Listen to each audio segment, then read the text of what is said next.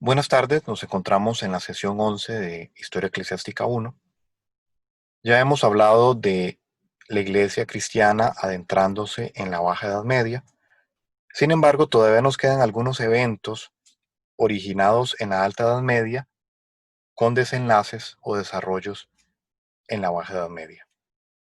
Así es que por eso vamos a hablar en esta ocasión, por ejemplo, de un grupo de pueblos que iniciaron incursiones de saqueo y pillaje en territorio europeo.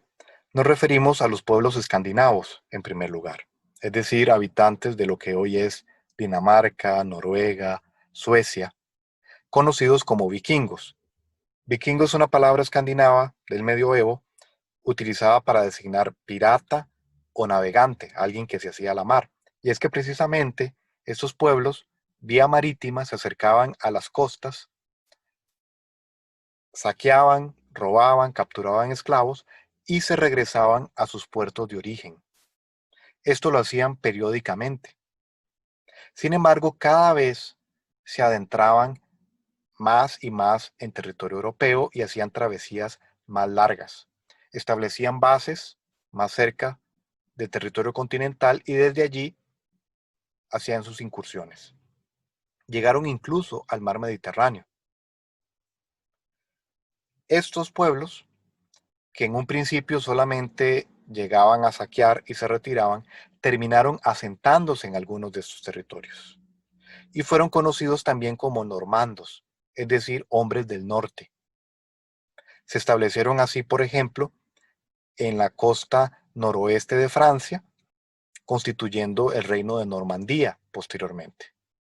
Llegaron al Mediterráneo y se establecieron en la isla de Sicilia, expulsando a los sarracenos, que eran musulmanes del norte de África, que también se habían dedicado a la piratería y el saqueo y pillaje, y habían establecido una base en Sicilia. Los normandos los expulsan de allí y se establecen ellos y en el sur de Italia. Algo que les daba una tremenda movilidad eran sus barcos, llamados genéricamente dracar, aunque en realidad tenían varios tipos de tamaños de barcos y para varios propósitos, incluso para comercio. Pero en general estos barcos tenían características específicas que los hacían sumamente versátiles. Tenían un timón a la derecha, en estribor, que le daba mucha capacidad de maniobra, pero además la construcción del mismo barco le permitía navegar en aguas poco profundas, ya que su calado, o sea, su altura o profundidad, era de 1 metro. Además, era una construcción liviana, lo que les permitía, como decía, desembarcar prácticamente en cualquier costa, ya que podían estar en aguas poco profundas.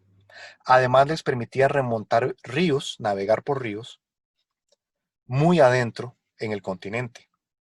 También, al ser tan livianos, podían desmontar el mástil, sacar el barco del agua, transportarlo entre varios hombres a hombros y llegar a otro río y de ahí continuar su incursión. Como les decía, este barco fue la pieza clave de su capacidad de movimiento, era sumamente rápido y veloz.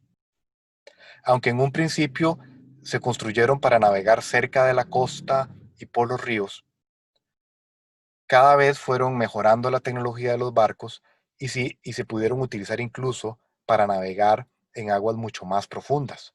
Tanto es así que llegaron a Islandia y de ahí pudieron llegar inclusive hasta Groenlandia. Se llaman dracar porque una palabra islandesa significa dragón y normalmente en la proa se tallaba la cara de un dragón. Este barco que vemos acá es llamado el barco de Oseberg porque fue encontrado en una granja de ese nombre en Noruega.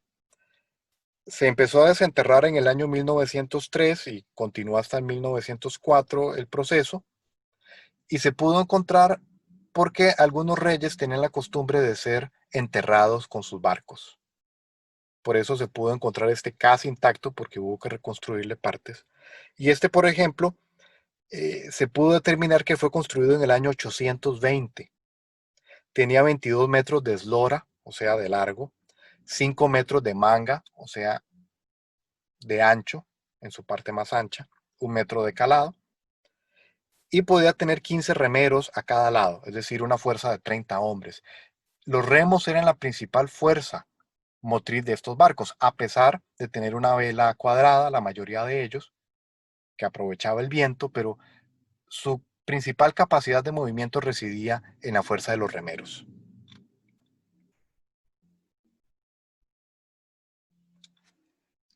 Debido a esa capacidad de movilidad, de desplazamiento por ríos, fue que pudieron adentrarse mucho en el continente, llegando incluso hasta la misma París y saquearla, la ciudad de París. Era impresionante la rapidez y la capacidad de maniobra que tenían estos barcos y el ejército en sí o las bandas de pillaje de los vikingos o normandos.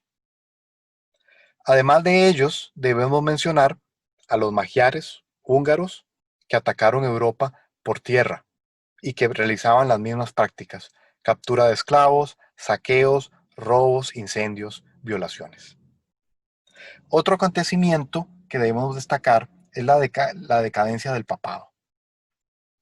Nicolás I, que fue el papa número 105, llegó a imponer su autoridad en Europa, llevó las pretensiones de autoridad papal a niveles que no se habían llevado antes.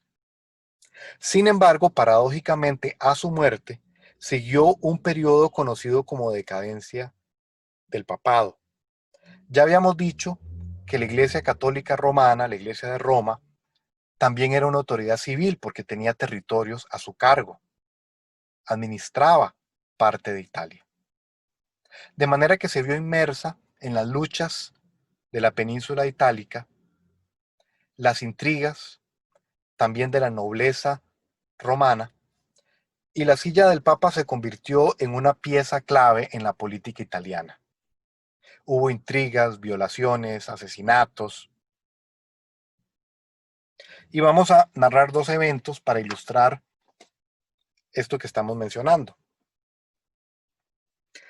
Al final del pontificado de Nicolás I, el año 867, y hasta el año 964, es decir, casi 100 años, poco menos de 100 años, hubo un total de 29 papas. 29. Si nosotros nos ponemos a pensar que hoy en día, en los últimos 50 años, hemos tenido 4 papas, imagínense la rotación tan grande para que en un periodo de casi 100 años hayan habido 29. El evento primero que vamos a mencionar es el de Formoso, que fue el papa número 112. Tuvo muchos enemigos políticos en la época, tanto eclesiásticos como seculares. A su muerte le fue sucedido Esteban VI, el papa número 113, quien unos cuantos meses después de sentarse en la silla pontificia, manda desenterrar a Formoso y convoca un concilio para juzgarlo. Se conoció como el Synodus Horrenda en latín, en español se le llamó el concilio cadavérico, porque al cadáver de Formoso se le llevó a cabo un juicio en el concilio. Se le acusó de una serie de faltas, se le condenó, se le despojó de sus insignias y vestiduras papales, se le arrancaron 3 dedos de la mano derecha con los que daba la bendición, estos dedos fueron quemados, y él mismo fue arrojado el cadáver a una fosa común. No se sabe cuánto tiempo después fue sacado de la fosa y echado en el río Tíber. De ahí fue rescatado o sacado, escondido un tiempo y posteriormente, cuando estuvo en el poder gente más simpatizante a él, fue de nuevo enterrado en territorios del Vaticano. Esteban VI fue depuesto, encarcelado y estrangulado en la cárcel. El destino de Esteban VI no tenía nada de raro en esa época. Hubo muchos asesinatos. Por ejemplo, entre el año 891 y el 904, o sea, en 13 años, hubo 9 papas en 13 años. Las intrigas estaban a la orden del día en esa época. Este es un cuadro de Jean-Paul Laurens del año 1870, donde está representando a Formoso, sentado, el cadáver de Formoso, Esteban VI acusándolo, y un diácono al que se le asignó la triste tarea de servir de abogado del cadáver. Pero otro acontecimiento o evento que reflejaba la decadencia de la institución del papado en esa época fue algo conocido como la pornocracia papal, porque además de las intrigas y asesinatos que se habían estado dando, además se le añadió la injerencia de aspectos sexuales en la vida del papado. Dos mujeres, Teodora y Marosia, su hija, se destacaron por tener influencia en la elección de papas. Se dice que Teodora fue amante del Papa Juan X, Marosia amante del Papa Sergio III, que fue el Papa 119. Ella tuvo un hijo con Sergio III y este hijo se convirtió a su vez en Papa en Juan XI. Así que esto sirva para ilustrar una época sumamente turbulenta y negativa en la historia del papado. Eso tuvo como consecuencia un deseo de reforma que empezó en el monasticismo, porque la misma situación decadente en Roma se estaba extendiendo o era común al resto de la iglesia, y esto incluía los monasterios. Es por eso que en el año 909-910 se funda un monasterio en Cluny con el fin de reformar la vida religiosa de los monjes. Habían varias consignas de este movimiento de reforma. En primer lugar, este monasterio se fundó con la condición de que solamente le respondiera al Papa, es decir, que no estuviera bajo la influencia ni de los señores feudales locales, ni de los obispos, que por ser también dueños de tierras, también de alguna manera eran señores feudales. Debido a que las tierras eran fuente de riqueza, había mucha intriga también e interés de ocupar puestos de esta naturaleza. De manera que era común que se vendieran y se compraran los puestos eclesiásticos, como obispados, o el puesto de abad, que era el líder de un monasterio, porque los monasterios también tenían tierras. Así que esta práctica de compra y venta de dignidades eclesiásticas se conocía como simonía.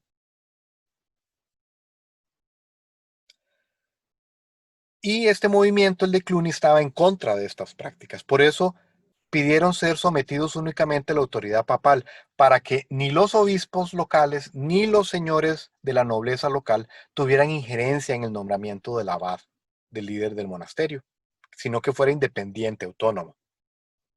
Y como el papa estaba tan lejos, aunque ellos le debían obediencia a él, pues él no se inmiscuía y el monasterio era bastante independiente. Además, ellos también promulgaban el celibato de todos los clérigos, la obediencia al papado, y hacían un énfasis muy grande en la vida contemplativa, es decir, la actividad en estos monasterios era básicamente devocional, rezos, misas, cantos. Ellos le llamaban el oficio divino y a esto se dedicaban todo el día. Dejaron de lado el trabajo manual. Este movimiento fue muy exitoso porque mucha gente vio en ellos el retorno a los ideales del monasticismo primitivo.